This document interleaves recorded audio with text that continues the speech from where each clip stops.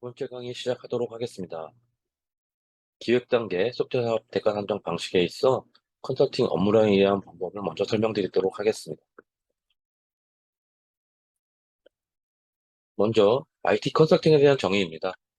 IT 분야의 제반 업무에서 전문가의 도움이나 지원을 원하는 의뢰인의 요구에 대해 문제점을 도출하고 분석하여 개선 방안과 해결책을 제시하는 일련의 자문을 제공하는 사업을 IT 컨설팅이라 정의하고 있습니다.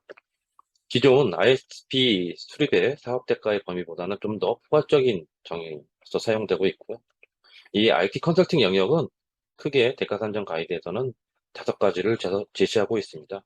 정보 전략 계획, 정보 전략 계획 및 업무 재설계, 전사적 아키텍처, 정보 시스템 마스터 플랜, 정보보안 컨설팅 5가지 컨설팅 영역을 제시하고 있고요. 현재는 시장에서는 ISP 사업, ISP PPR, ISMP 사업과 같은 유형의 컨설팅이 많이 수행되고 있습니다. 전 강의에도 설명드렸듯이 기획 단계의 컨설팅 사업에서는 컨설팅 업무량에 의한 방법과 투입 공세에 의한 방법 2가지를 적용할 수 있는데요. 5가지 사업 모두 투입 공세에 의한 방법을 적용하실 수가 있습니다. 그에 반해 ISP와 ISPPR은 추가적으로 컨설팅 업무량에 의한 방법에 의한 대가 산정 방식을 적용할 수 있는데요. 2021년까지는 ISP 사업만을 컨설팅 업무량으로 대가 산정을 할 수 있었는데 개정되어 ISP BPR 사업까지도 컨설팅 업무량에 의한 방법을 적용할 수가 있습니다.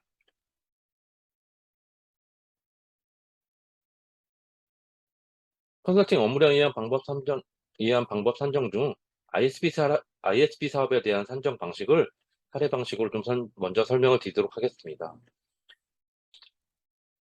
ISP 사업은 일단 설명을 드리면 조직 내의 전략적 정보 요구를 파악하여 업무 활동과 이에 대한 자료 영역을 기술하고 현행 정보 지원 정도를 평가해서 정보 시스템 개발을 위한 통합된 프레임워크를 제공하는 컨설팅 사업 유형이라 할 수 있는데요.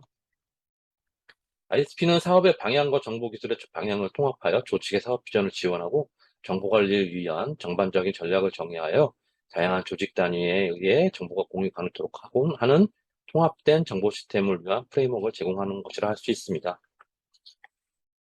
정보전략 계획 ISP 사업은 산정 방법에 있어 2가지를 모두 적용할 수 있는데요.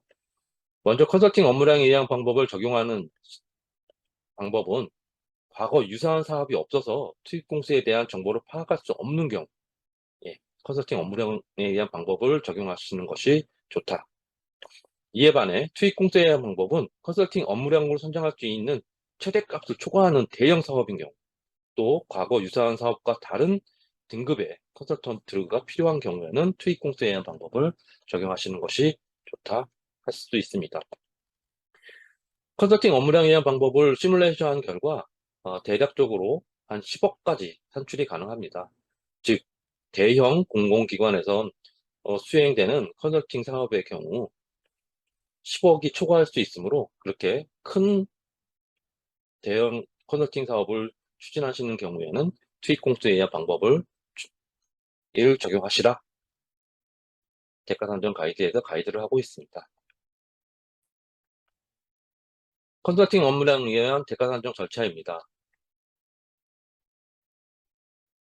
첫 번째 업무 범위 설정, 두 번째 업무별 가중치 계산, 세 번째 업무별 난이도 계산, 네 번째 컨설팅 업무량 계산, 다섯 번째 직접 경비, 여섯 번째 정보 전략 계획 수립비 계산으로 마무리하게 되어 있습니다. 그중 첫 번째, 두 번째, 세 번째까지가 가장 중요하다 할 수 있는데요. 네 번째부터는 1단계부터 3단계까지 수행한 절차에 따라 나오는 입력값으로 자동 탄식으로 계산만 하게 되어 있습니다. 그만큼 첫 번째 업무 범위 설정이 가장 중요하다 할 수 있는데요. 정보전략 계획 수립의 대상 업무를 정의하고 그 대상 업무에 대한 범위를 고려한 수행 여부를 식별하시면 됩니다. 제가 모든 강의에서 강조드리는 부분인데요. 모든 사업 유형에서 사업 범위, 즉 업무 범위를 얼마나 정량적으로 산정할 수 있느냐에 따라 전체적인 대가 산정에 있어서의 정확도가 좌우된다 할 수 있습니다. 그만큼 업무 범위 설정에 대한 부분을 제대로 식별하심이 가장 중요하다 할 수 있겠습니다. 두 번째, 업무별 가중치 계산입니다. 정보전략 계획 수립 업무별 가중치 표를 제공하고 있습니다. 그래서 수행 여부를 식별하시면 이 표에서 자동으로 가중치가 합산되어 계산이 됩니다. 이렇게 가중치가 합산되어 나온 총 가중치 계산 값을 기반으로 컨설팅 업무량을 계산하게 되는데요. 가중치가 같다 해서 모든 컨설팅 사업 유형이 똑같다 할 수는 없겠죠. 그만큼 프로젝트별, 컨설팅 프로젝트별로 난이도가 다를 수가 있습니다. 그러한 난이도를 평가하는 항목들을 제시되어 각각의 프로젝트별로 난이도를 평가하시면 됩니다. 이렇게 가중치 계산되고 평가 난이도가 나오면 그 합 곱에 의해 컨설팅 업무량이 계산이 되어 있습니다. 컨설팅 업무량 계산된 업무량과 추가하여 직접 경비 항목, 전 강의에서 설명드린 12개의 직접 경비 항목을 추가하여 최종 정보전략 계획 수립비를 계산하시면 됩니다. 간단한 사례를 기반으로 컨설팅 업무량에 의한 방법을 이에 의한 대가 산정을 해보겠습니다. 첫 번째, 두 번째 단계를 한 가중치 표에 의해서 한번 수행해 보겠습니다. 업무는 총 5개의 업무로 나눠 ISP 사업 및 ISP BPR의 컨설팅 항목들은 5개의 업무로 세분화했습니다. 환경 분석, 현황 분석, 목표 모델 수립, 이행 계획 수립, 세부 계획 수립. 각 업무별로 수행되는 타스크를 정의해 놨습니다. 그 정의된 타스크별로 또 업무량이라고 할 수 있는 가중치 값들을 할당되어 있는 표입니다. 이 타스크들의 수행 여부를 체크를 하시게 되면 각각의 업무별 가중치도 할당이 되어 총 가중치 합이 되게 있습니다. 녹색으로 칠해진 부분은 ISP 사업에선 적용이 안 되는 ISP BPR 항목으로서 이번 사례에서는 ISP 사례를 제시하는 것으로 평가하지 아니하겠습니다. 본 사례에서는 제도 규정 분석이나 차이 분석, 제도 규정 개선안 수립, 그 다음에 제안 요청 작성 4개의 항목을 제외한 타스크들을 모두 수행하는 것으로 해당 여부를 체킹하여 총 46.6의 가중치가 나왔습니다. 맥스 모든 항목을 ISP 사업 시에 수행을 할 경우에는 모든 타스크를 수행할 경우에는 최대값이 57.1이 나오게 되어 있고요. ISP BPR 사업에서는 최대 66.9까지 나올 수가 있게 되었습니다. 본 사례는 ISP 사업이므로 57.1에서 4개 항목을 제외하여 46.6의 가중치가 나왔다 할 수 있습니다. 잠깐 절차에서 설명드렸듯이 가중치까지 계산한 이후에 컨설팅 프로젝트별 난이도를 평가하게 되어 있습니다. 난이도 평가 항목은 업무 규모, 업무의 특성, 기존 시스템의 유무, 그 다음에 ISP 유형, 정보자원 규모에 따라 평가가 되고요. 이렇게 녹색으로 표시된 부분은 ISP BPR에서만 평가되는 항목이라 할 수 있습니다. 첫 번째 업무 규모입니다. 정보 업무의 규모에 따라 평가가 되고요. 2개 이하냐, 3개에서 10개, 11개 초과하는 업무냐에 따라 난이도가 평가가 되게 되어 있습니다. 즉, 이해관계자가 많고 초과하는 업무가 많으면 많을수록 난이도가 높겠죠. 그 다음에 업무의 특성으로 참고 가능한 사례가 많거나 선행 연구가 실시된 적이 있느냐, 아니면 참고 가능한 사례가 연구가 없느냐에 따라 최대 0.6에서 1.4까지도 난이도가 틀려질 수가 있습니다. 그 다음에 기존 시스템이 없느냐, 기존 시스템을 100% 활용을 요구를 하느냐에 따라 0.7에서 1.3까지가 요구되는데요. 즉, 기존 시스템의 활용 요구가 높으면 높을수록 기존 시스템에 대한 파악에 대한 시간이 많이 걸리겠죠. 이에 기존 시스템 활용 요구가 높으면 난이도가 높게 평가를 하게 되어 있습니다. ISP 유형이 특정 개발 시스템 단위로 하게 되느냐, 아니면 전사 단위로 하느냐에 따라 난이도가 다르게 되어 있습니다.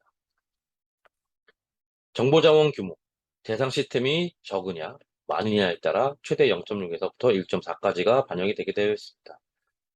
이렇게 평가된 항목별로 프로젝트 난이도가 나오고요. 그에 대한 각 항목별 모든 곱이 난이도로 표시됩니다. 1 미만이면 가중치가 감액이 되겠고요. 1 이상이면 가중치가 증액이 되게 되어 있습니다. 4단계 컨설팅 업무량 계산은 정보전략 계획 수립 업무 가중치에 방금 설명드린 난이도를 곱하게 되면 컨설팅 업무량이 계산이 됩니다.